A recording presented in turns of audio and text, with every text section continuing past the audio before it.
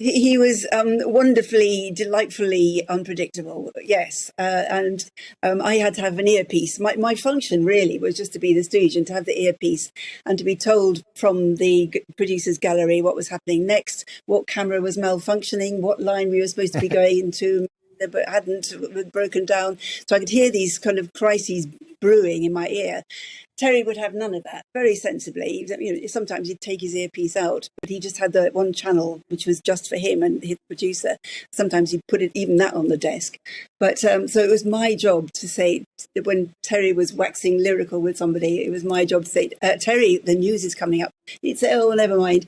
And I'd get the producer in my ear saying, for goodness sake, shut him up, won't you? And one day I went and sat on his lap and put my hand over his mouth. It was the only thing I could do to stop him. It's an iconic moment in television when you sit on his lap. The two of you had fantastic chemistry, and you weren't just a stooge. It really was a fabulous double act and a very much a pairing of equals, I thought. And I mean, I grew up watching that show. The whole family did.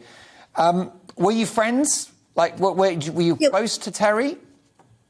I only saw him about 6 times a year. We'd have a couple of lunches. There'd be a lunch about 6 weeks before the actual show, and then we'd have there'd be a sort of feedback show telling people how money had been spent. We'd probably have a lunch to talk about that as well.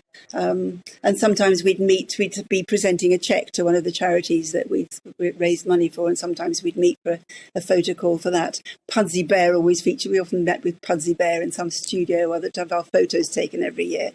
But Children in Need won't be the same without him. He really was iconic. And it's not fair to say we were equals. He was so witty, so funny, so quick.